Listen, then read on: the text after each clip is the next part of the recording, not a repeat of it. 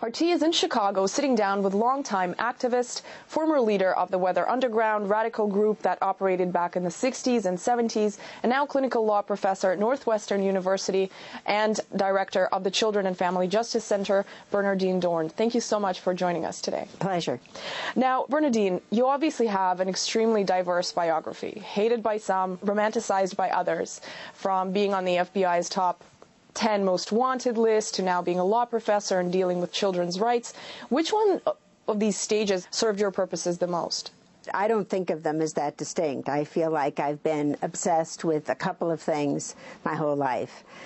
Certainly the question of justice, and certainly peace, war and peace. You obviously throughout your career have received so much criticism that your activities and actions were very radical, that this group, the Weather Underground, did some things that were, later deemed terrorist.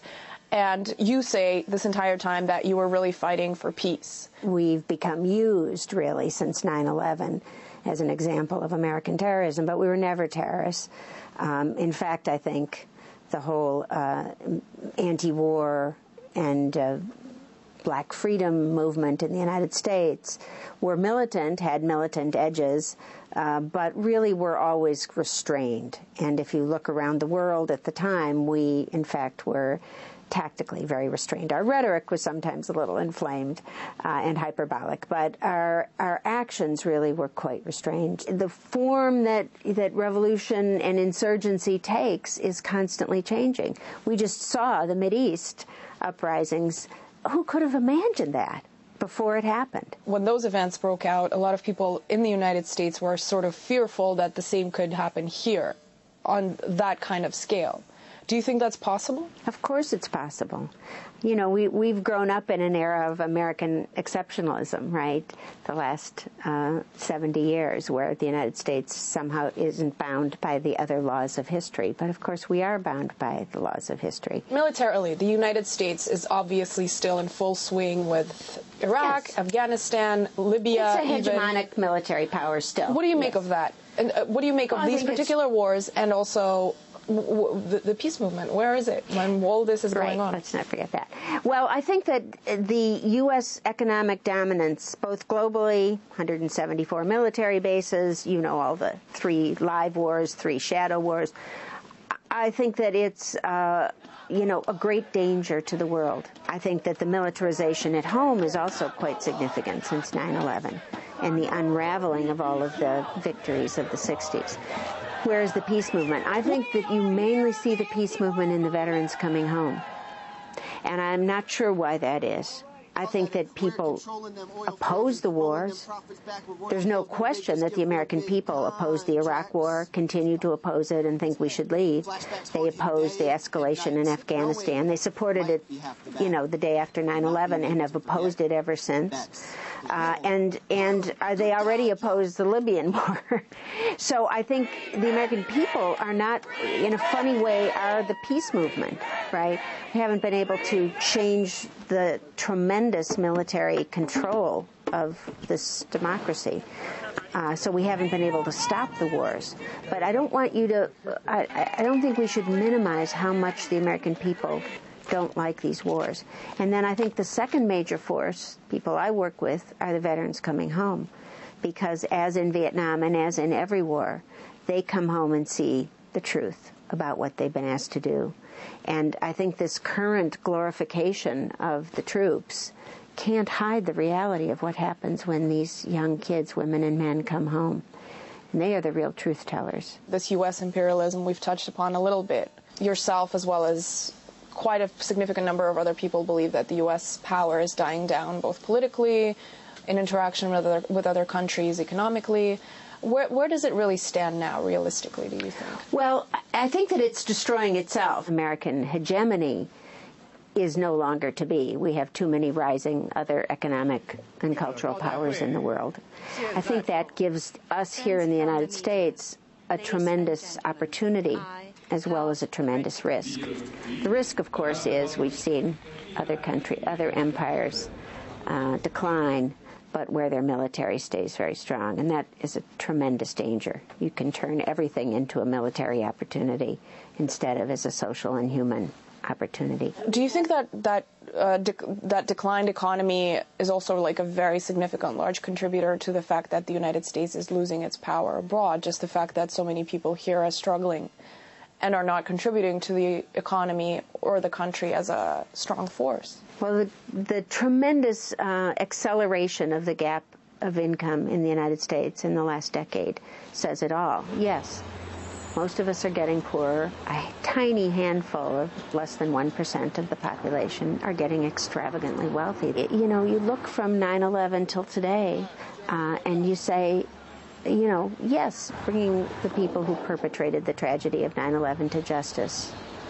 There were many ways to do that. We could have brought them in front of an international tribunal. We could have had a police action.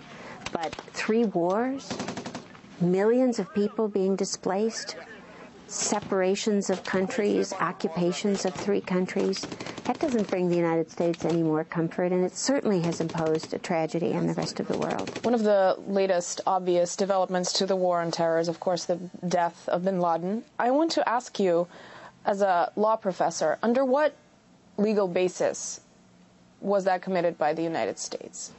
I heard a legal commentator yesterday on the radio when I was driving home, and I was laughing out loud because he claimed that under the UN Charter, the right of self-defense was in operation here. Self-defense, yes, maybe after 9/11, the operation that was carried out against this terrorist cell would have been justified under international law. 10 years later, no. Can't invade another country with your military and land down and do it. On the other hand, we could take this moment, I think, as an opportunity for peace. Really, okay, now it's time to declare an end to these wars, which came, at least their rationalization by U.S. presidents, was to, you know, to prevent 9/11s from happening again.